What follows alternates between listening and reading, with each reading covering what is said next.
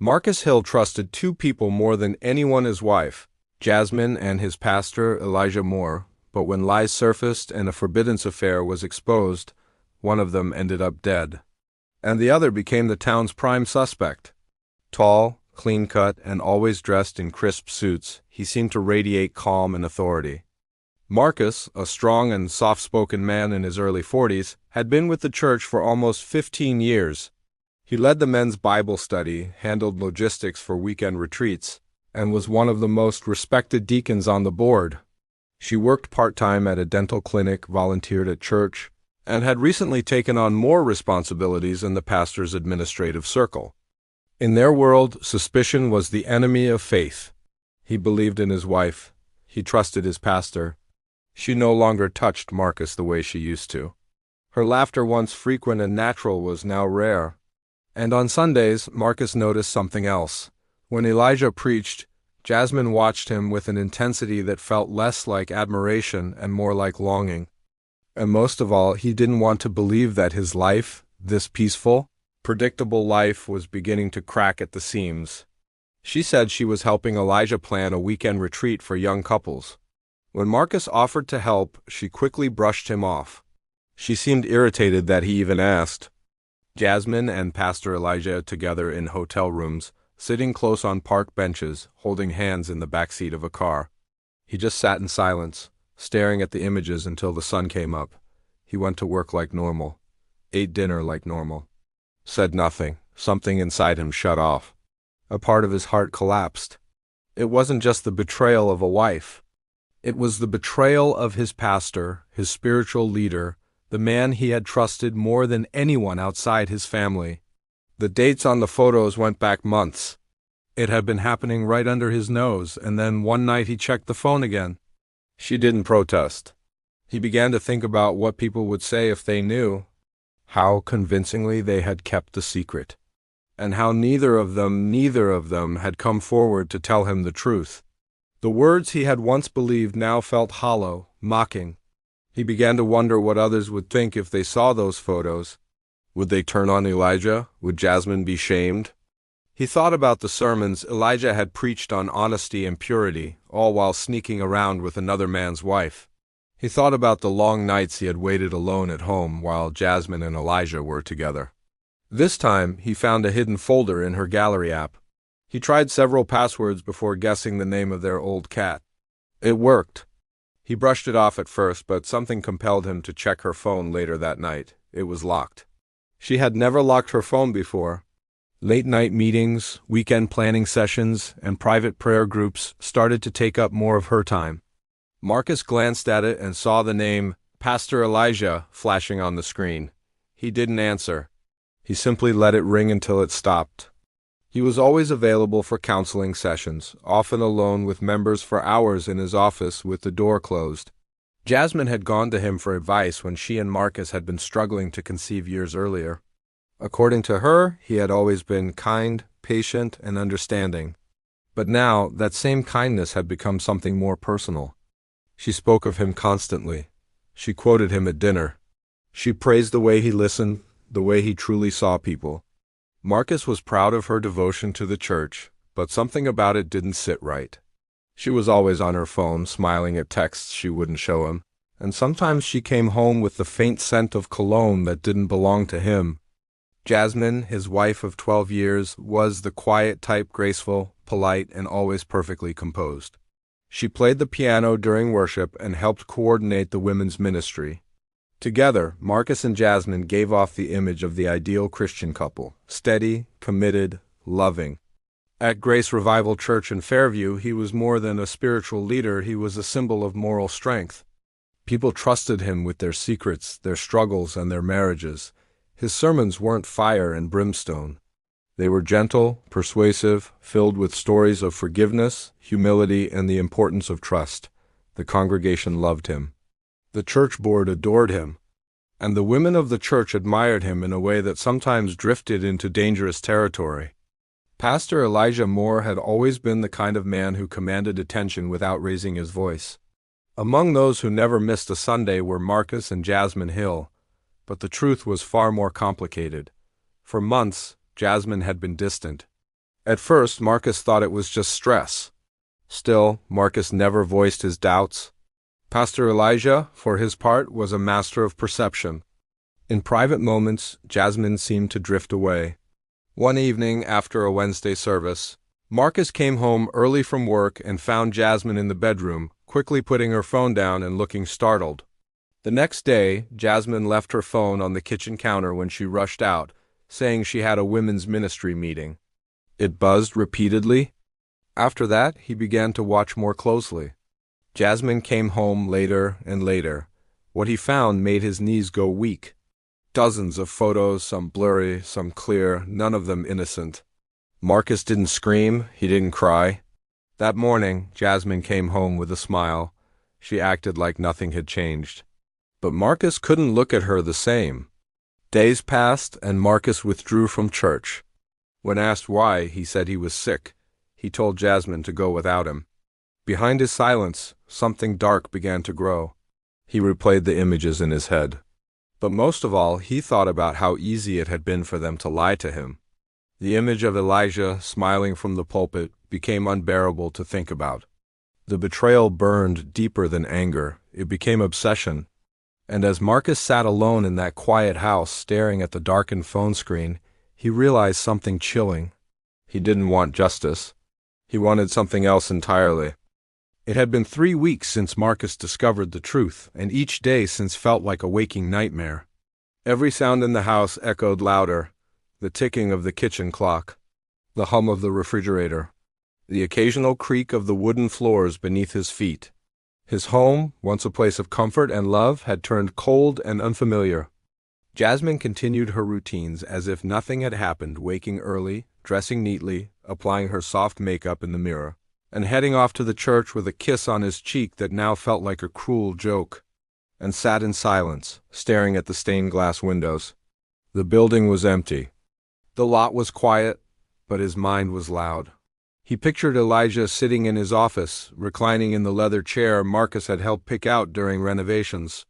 No fear, only a steady, cold satisfaction. If he had to suffer alone, so would they. He imagined Jasmine sitting across from him, laughing, touching his arm. He wondered if they used the church office the way they used the hotel rooms. Marcus barely spoke. He pretended to be sick to avoid church. Said he had a stomach virus. Her soft sobs filled the room as she buried her face in a pillow. Marcus didn't comfort her. He didn't even turn toward her. He lay still, staring at the ceiling, counting the seconds between each breath. He addressed each one to different people in the congregation, the church elders, the choir director, the church secretary. Elijah sat quietly in the front pew with Jasmine beside him. People whispered as they passed. Some turned their heads. Some didn't show up at all. There were emergency board meetings, whispered accusations, and heated arguments in the parking lot.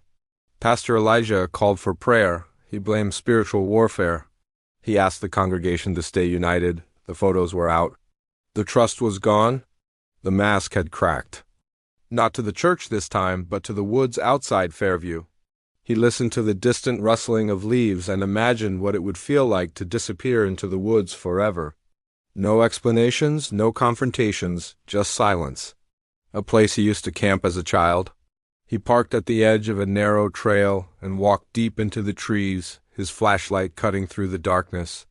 In his backpack, he carried the last photo, the most damning one, and a church bulletin from that week's canceled service.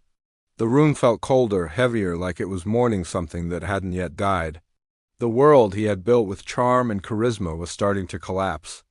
And he didn't know yet, but it wouldn't be long before his final sermon came not from a pulpit, but from a place no one would expect.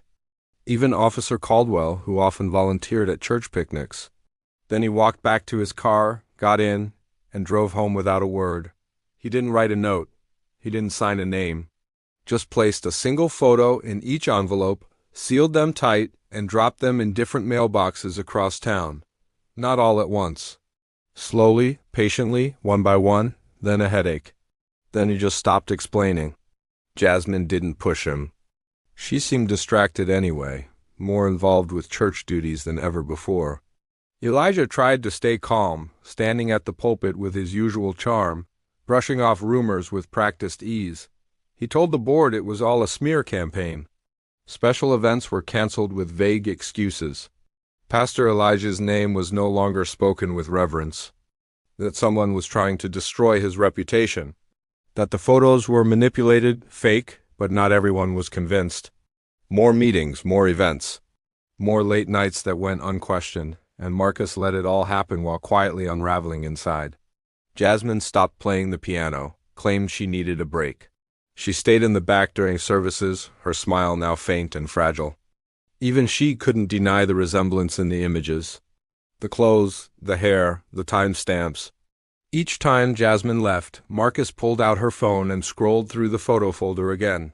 He had saved every image to a USB drive hidden in the garage beneath old toolboxes.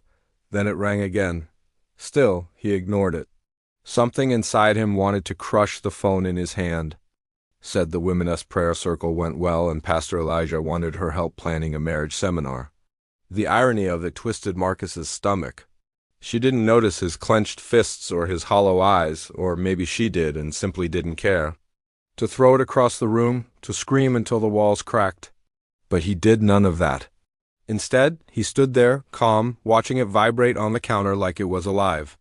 He told himself it was for evidence. For what, he didn't know, divorce maybe or something more. He watched them over and over. Each image chipped away at his sense of self, his identity, and his understanding of the people around him. He was no longer a husband, no longer a deacon, no longer part of a church he had served for over a decade. He felt invisible, erased. One Wednesday morning, the phone buzzed again. Pastor Elijah's name lit up the screen. Marcus didn't answer.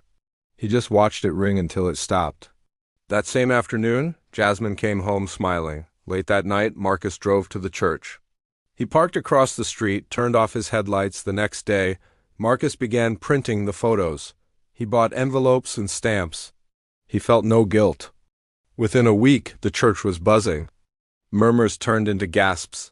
Texts flew. Phone calls doubled. Attendance began to dip. A few families stopped coming altogether. Others sat stiff and uneasy during sermons, avoiding eye contact. Marcus stayed home through it all. He watched it unfold from the shadows. Church newsletters became less frequent. The church social media page stopped posting photos. One afternoon, Marcus received a text from a blocked number. Just 3 words. "Why are you doing this?" He didn't respond. That night, Jasmine cried in the bedroom. She thought he was asleep, but he wasn't. The following Sunday, Pastor Elijah didn't preach. A guest speaker filled in. But the damage was only beginning. 3 nights later, Marcus drove again. He stood beneath a cluster of pine trees, breathing in the stillness. Instead, he dropped the bulletin on the ground and laid the photo on top. By now, the cracks in the church had widened into fractures, but deep down, even he knew something had shifted. Back at home, Marcus sat on the edge of his bed, staring at the dark. Jasmine slept beside him, unaware of what had begun. Now all that remained was the silence, and what would follow next. Morning sunlight filtered through the blinds, casting long stripes across Marcus's living room floor. The house was silent, save for the distant sound of lawnmowers somewhere down the street. It was a Sunday, but for the first time in over a decade, Marcus didn't feel even the smallest urge to attend church. Grace Revival no longer felt like a sanctuary. It felt like the stage where his life had quietly unraveled. His phone buzzed with a news alert just as he finished his second cup of coffee. At first, he ignored it. But when it buzzed again, he picked it up, expecting another meaningless update. What he saw made him sit up straighter. A pastor from Fairview had been found dead in the woods. Was it a confession? A message from the killer? A plea from Elijah himself? Detectives didn't have answers. Marcus opened it to find 2 detectives standing on the porch, both in plain clothes, but their badges hung visibly around their necks. They introduced themselves and asked if he had a few minutes. Marcus nodded and stepped aside, his heart racing. Not yet, the headline stopped his breath. His hand trembled slightly as he clicked into the article. Jasmine, now the widow of scandal and sorrow, stayed mostly out of sight. "If anything comes to mind," one of them said, "call us." If he hadn't killed Elijah, who had? Photos emerged of her crying as she left the church parking lot, reporters surrounding her like vultures. She looked smaller, more fragile. Surveillance cameras in the area were limited and grainy. The only concrete detail was the bullet, a .38 caliber, standard and untraceable. The scene had been too clean, too efficient. This wasn't a random act of violence. It was personal. Nothing like the woman who had once carried herself with quiet confidence behind the piano. Jasmine sat in the front row, black veil covering her face. Marcus stood at the back, unnoticed. He hadn't planned on going but felt compelled to see it with his own eyes. He wrote everything, what he found, how he felt, what he did. He documented every emotion, every suspicion, every dark fantasy he'd never acted on. The pages became soaked with truth, half confession, half catharsis. It didn't clear his name, but it made him feel human again. The casket was closed. The room was quiet. A different pastor gave the eulogy, speaking in vague terms about Elijah's dedication and spiritual service. No mention of the scandal. No hint of the chaos left behind. Others believed Marcus had discovered the relationship and taken revenge. A few even speculated that another church member, humiliated by Elijah's hypocrisy, had taken justice into their own hands. Everyone had a theory. No one had answers. They asked about his relationship with Elijah. He answered carefully, explaining that they had worked closely in the church but had grown distant lately. One detective leaned forward, asking if he was aware of the recent allegations against the pastor. Marcus paused and nodded. Local authorities are investigating the death of Pastor Elijah Moore, 46, whose body was discovered early this morning in a wooded area just outside Fairview. He drove around Fairview for over an hour, the streets blurry through his windshield as the weight of everything pressed down on him. Elijah was gone, the affair was exposed, but the questions remained, deeper and more twisted than before. Some spoke of his legacy, others referenced the scandal. But everyone was asking the same question: how could this happen? The photos, the letters, the drive into the woods. He had wanted Elijah exposed. Wanted the world to see the truth, but murder? That hadn't been part of the plan. Not consciously, at least. A local jogger made the call to 911 after stumbling upon the scene. Foul play is suspected. They knew, or at least they suspected, but suspicion wasn't proof. They had nothing to tie him directly to the murder. Marcus read the words again, slowly. There were no signs of robbery, no struggle, and no immediate witnesses. The area was remote, difficult to access by car. Police believed the killer had walked in, committed the act, and left quietly. His mouth felt dry. He glanced at the floor, then said no. No gun was found, no footprints. Just a single blood-stained bulletin with the words, "Forgive me," written in block letters across the back. Had left a church bulletin and a photo behind. But he hadn't done anything else. Hadn't harmed anyone. Hadn't pulled any trigger. He told himself that over and over as the details continued pouring in across news outlets and social media. Carefully, then again, his heart pounded. A flush of heat washed over him. He stood up and began pacing the room, his mind spinning. He had walked those same woods just days earlier. The church community was in shock. Elijah's name trended on Facebook with hundreds of posts ranging from heartfelt condolences to hushed confusion. By noon, a police press conference confirmed that Elijah had been shot once in the chest. The words were immediately scrutinized. The church canceled all services indefinitely. Marcus watched it all unfold from his living room. The guilt was there, heavy, unavoidable, but buried beneath it was something else, confusion. He replayed the last few weeks in his head. That evening there was a knock at the door. The detectives were polite but sharp. They asked when he had last seen Pastor Elijah. Marcus lied, saying it had been weeks. Then came the question he dreaded most. "Did you send any of the photographs that were mailed to members of the church?" He didn't answer right away. The detectives exchanged a glance, then stood. They thanked him for his time and left a card behind. As the door closed, Marcus felt the sweat on his back soak through his shirt. Still, he didn't sleep that night. Over the next week, the investigation moved slowly. Police interviewed dozens of church members, board elders, neighbors. No one had seen or heard anything. The rumor mill churned nonstop. Some believed Jasmine had found out Elijah was ending the affair and snapped. Then came the funeral. It was a subdued, awkward affair. A modest gathering at a local chapel. When the service ended, Marcus slipped out before anyone could see him. That night, unable to sleep, Marcus began writing in a notebook. He didn't know who killed Elijah, but someone had. Someone with motive, opportunity, and no hesitation. And now, the town of Fairview was left with a dead pastor, a grieving woman, a broken man, and a mystery no one could answer, yet. The morning after the funeral, the church parking lot was empty. Grace Revival's doors were locked, its sanctuary dark. A building once filled with hymns, clapping hands, and warm embraces now stood silent. Pastor Elijah's office remained untouched, his belongings still in place as if he might return at any moment. But motive wasn't enough. They needed evidence, something physical, tangible. Without it, there could be no arrest. But everyone knew he wouldn't. The church had become a ghost of what it was, and no one knew what would happen next.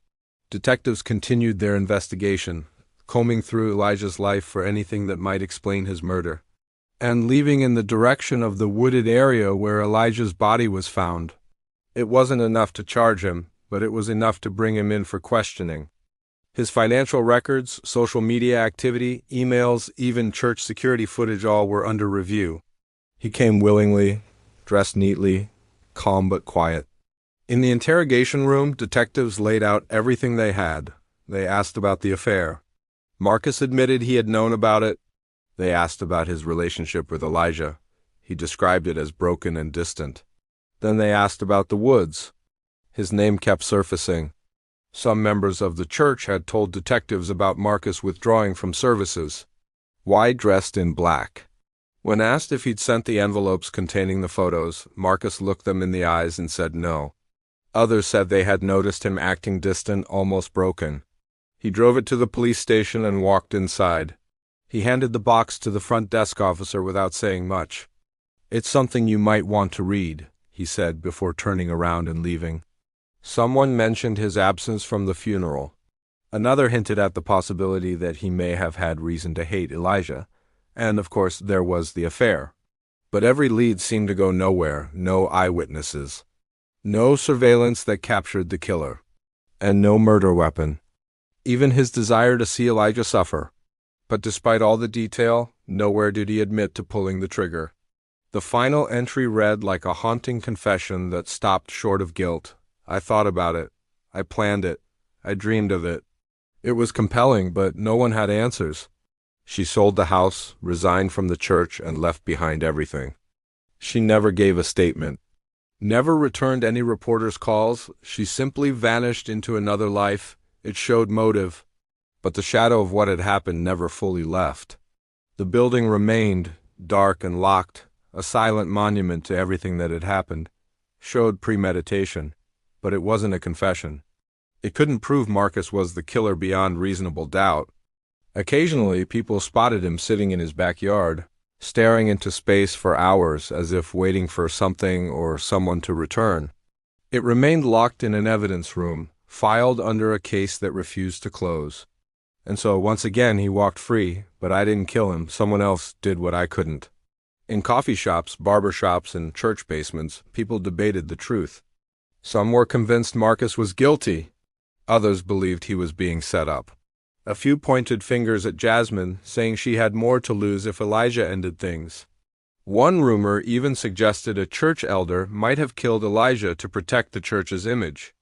Though they couldn't say it officially, the police began to focus quietly on Marcus. Privately, investigators believed Marcus had the clearest motive. A betrayed husband, humiliated publicly by the exposure of the affair, with a long-standing connection to both victim and church. He wrote about the pain, the rage, the humiliation. He wrote about nights lying awake, imagining Elijah and Jasmine together. He described the drive into the woods in vivid detail. The silence, the trees, the weight in his chest.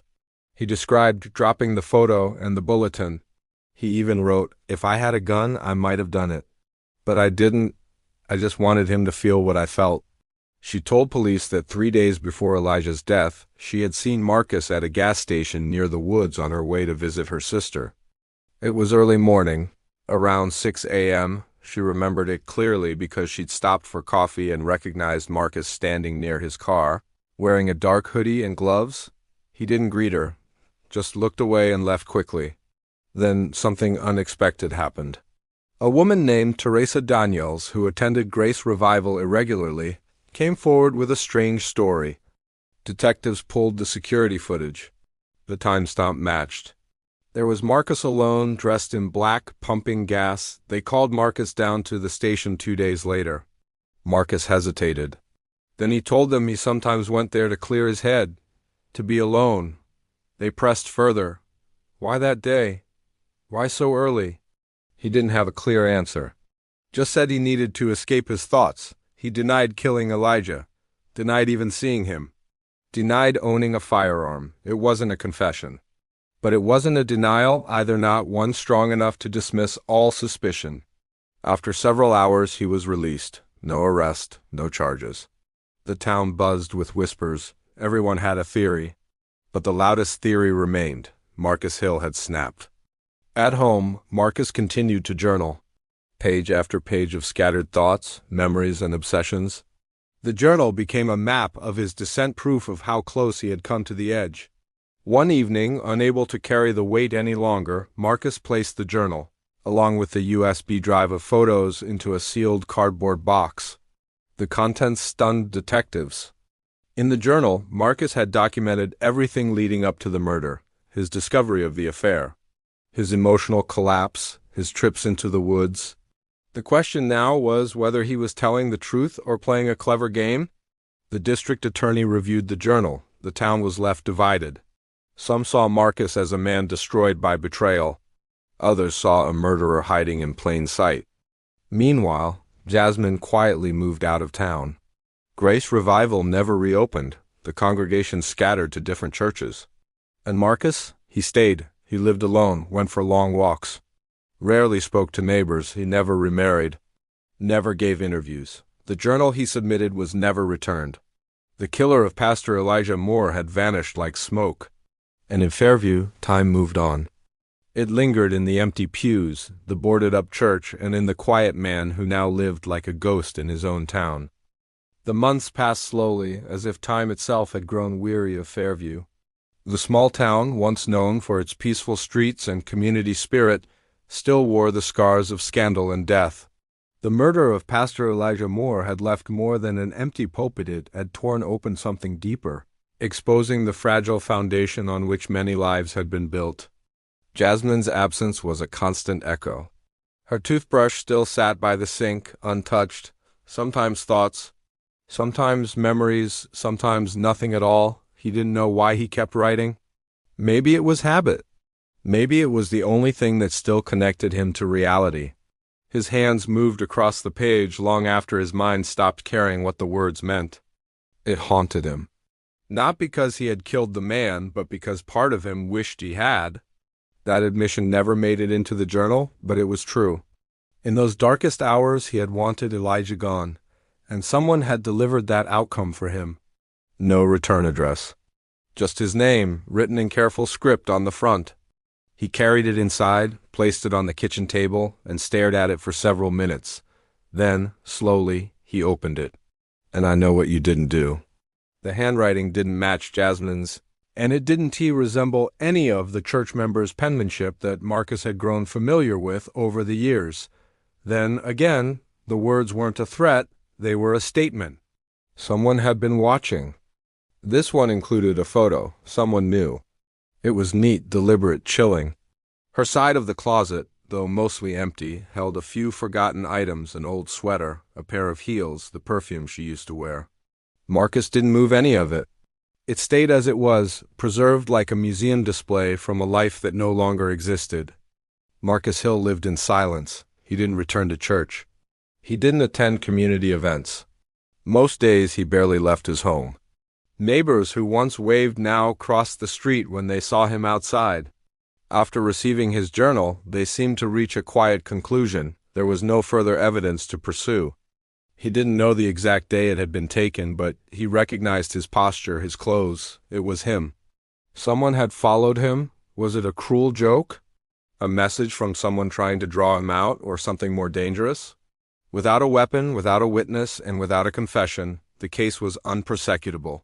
Someone with another motive. Another reason to silence him. Eventually, the investigation was downgraded, then shelved. Then forgotten, officially marked as cold. He could no longer convince himself that the past was buried. Someone out there still held a piece of it, and one day they might use it. He had become a ghost in his own neighborhood, noticed but not spoken to, present but unwanted. People whispered when they saw him. Some believed he was innocent but broken. He documented the letters, the photo, the timing. He made copies, kept them in different parts of the house. He didn't tell the police. What could he say? That someone else claimed to know what he didn't do? Others were sure he had gotten away with murder. Either way, they left him alone. Inside his home, time stood still. The furniture remained untouched, the air stale. It had become something murkier, something woven into the town's memory, blurred by speculation and time. He would stand there for minutes, sometimes hours, waiting for a feeling to return, grief, relief, anger, something, but nothing ever came. And somehow, they knew what he hadn't done. He spent most of his days sitting in the backyard, notebook in hand, writing aimlessly. The police never followed up. But not to Marcus. He still thought about it every day. The moment he read that headline, the image of Elijah lying in the woods, lifeless. She had watched Elijah's downfall unfold in real time. She had stayed silent even as the photos made their rounds. She had fled Fairview before the dust had even settled. That thought sat heavy on his chest, like a stone he could never shake loose. 3 more months passed before anything changed. One cold October morning, Marcus received a letter in the mail. Inside was a single sheet of paper. "I know what you did." There was no signature, no other message. He read it again. Marcus sat in his kitchen, heart pounding, the letter shaking in his hands. He placed the letter in a drawer and locked it away, but sleep didn't come that night. His mind buzzed with possibilities. A week later, another envelope arrived. A grainy image, likely captured from a distance, showed Marcus standing in the woods back to the camera, facing the trees. On the back of the photo, more handwriting. "Someone else did what you couldn't." This time he nearly dropped the photo. The implications were clear. Whoever had sent the letters and the photo not only knew about his trips to the woods, but also about his intentions. But who? Who would have had reason, access, and the drive to kill Elijah and still remain silent? One name lingered in his mind longer than the others. Jasmine. She had the most to lose if the affair became public. Her marriage, her reputation, her standing in the church. Could she have snapped? Or had someone else, perhaps another person in Elijah's tangled web of secrets, decided to act? Marcus had no answers. Only questions and the weight of a death he hadn't caused, but had certainly set in motion. Over time the letters stopped. No more envelopes, no more photos. Just silence again, but the damage had already been done. He continued writing in his notebook. It wouldn't matter. The truth was no longer something that could be proven. Elijah was still dead. Jasmine was still gone. And Marcus was still here, living in the ruins of it all. Sometimes he walked to the edge of town and stood at the tree line, staring into the forest where everything had ended. Only the cold wind, only the quiet. And the weight of knowing that truth didn't matter when the world had already made up its mind.